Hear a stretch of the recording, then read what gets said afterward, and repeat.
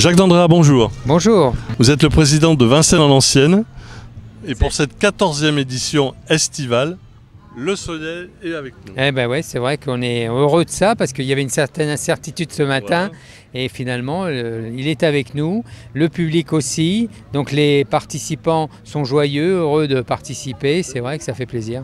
C'est à Saint-Jacques aujourd'hui et pour votre fête, vous avez réuni un plateau exceptionnel avec effectivement nos amis militaires avec des motos d'époque de la Seconde Guerre mondiale.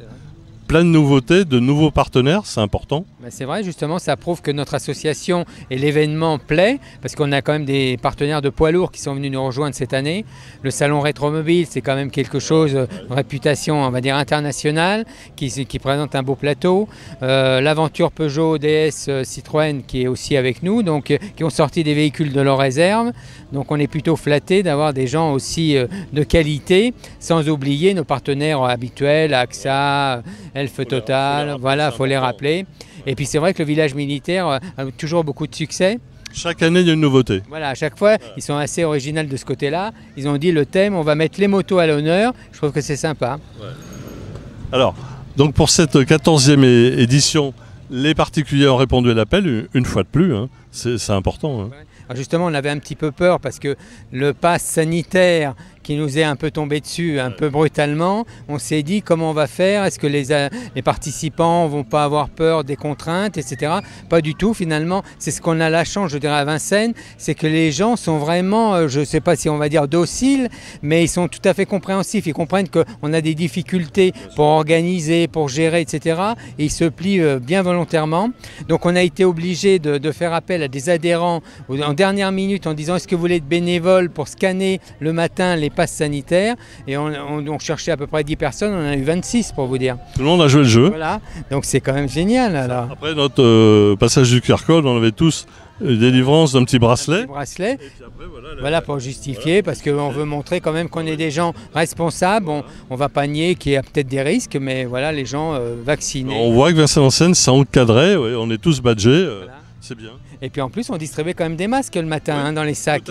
Donc voilà, je pense qu'on joue le jeu de la prévention et de la sécurité, parce que le but de nos manifestations, c'est que ça soit de la joie et qu'il n'y ait pas de soucis. Voilà, c'est tout simplement. Voilà. Et des rencontres, des belles rencontres de personnes, de véhicules. Et toujours, ce que je mets en avant, c'est la diversité des modèles. C'est ça, moi, qui m'est à cœur, parce que je dis, c'est intéressant que montrer que la collection, c'est pas réservé uniquement à une élite ou à des gens qui ont forcément beaucoup d'argent, parce que ça, c'est un truc qu'il faut casser et montrer qu'il y a des gens, vous avez des jeunes qui viennent dans le monde de la collection et qui peut-être demain achèteront une voiture peut-être plus haut de gamme, mais je pense que c'est une évolution progressive, et c'est ça qui est très important d'enregistrer, c'est que le monde n'est pas du tout fermé, de moins en moins. On voit maintenant des familles, des enfants, et ça, tout ça, ça me plaît beaucoup. Et des jeunes, hein, des jeunes de 20 ans qui ont un petit budget et qui commencent par un véhicule, et petit à petit, au fil des ans, ils vont peut-être passer à autre chose. Et ben voilà, moi, c'est ce que j'ai envie, et de plus en plus, je le ressens. Alors maintenant, il y a un petit débat. Moi, j'ai un jeune qui est venu me voir avec une 2 chevaux électrique. Alors là, je vous dis que c'est un petit peu un sujet qui a été encore un peu délicat. Alors je vois que dans les esprits, c'est encore un peu pas tout à fait mûr. Donc il y a débat. Alors, et puis c'est des budgets assez importants, les véhicules électriques. Oui, on a beau dire, l'écologie c'est bien, mais c'est des budgets très importants et tout le monde n'a pas ces budgets. C'est ça, donc il faut quand même que ça reste abordable. Certainement que dans le futur, les prix vont baisser, ça va se démocratiser. Mais enfin, pour l'instant, ça reste encore une option un peu coûteuse. Mais au-delà du prix, ce que je veux mettre en avant, c'est le fait qu'il y a débat quand même dans la société des collectionneurs entre les gens qui disent « moi je veux un véhicule totalement historique, sans transformation ». Et alors, il y en a d'autres qui disent c'est l'évolution de la société, peut-être mettre des moteurs électriques, alors je sais pas. On garde la coque, mais que l'intérieur, le moteur soit électrique. Voilà, c'est ça. Mais ça, c'est vrai que ça fait débat. Ça fait débat. Alors peut-être qu'il faut attendre encore peut-être 2 ou 3 ans, ça va rentrer dans les esprits. Dans les mœurs. Voilà. Mais là, je dois être honnête, c'est pour l'instant, je vois des réactions, voilà, c'est comme ça. Il faut le dire. L'essentiel, c'est qu'il y a un débat, voilà, et que les gens en parlent entre eux. c'est ça. Et puis on voit comme une évolution, forcément. Donc même si ces jeunes, un jour, ils disent bah, tiens, j'ai une voiture ancienne, mais je veux la mettre en électrique, ça veut dire quand même qu'ils sont sensibles à l'esprit de la collection, à l'esprit du patrimoine, plus ou moins, parce que de la voiture, ils veulent la conserver. Mais ils se disent, il faut peut-être voir avec la société qui évolue. On parle de la pollution, même si nous, on ne roule pas beaucoup. Hein, dans les statistiques, on fait à peine 1000 km par an.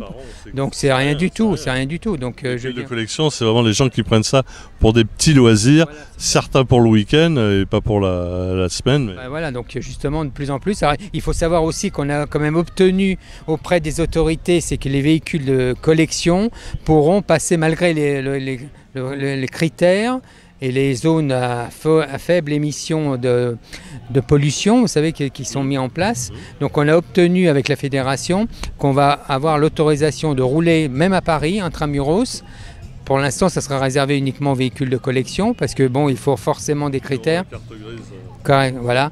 Mais je veux dire, c'est quand même une évolution. Ça prouve quand même que même en débattant avec les élus, même les gens qui sont un petit peu, on va dire, un peu radicaux, on arrive quand même à obtenir des résultats en montrant que si on montre qu'on est des, on va dire, des bons citoyens, des responsables, ben voilà. Et là, c'est intelligent. Comme quoi, il faut toujours dialoguer. Voilà, c'est toujours dialoguer et pas, ben voilà, parce qu'il y a des gens qui voient que la confrontation.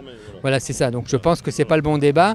Nous, on a toujours eu cette démarche de débattre et à force d'argumenter en montrant le côté patrimoine, le côté touristique, le côté culturel, ben ça, on marque des points. Voilà, c'est génial. Ben, merci. Faut dialoguer.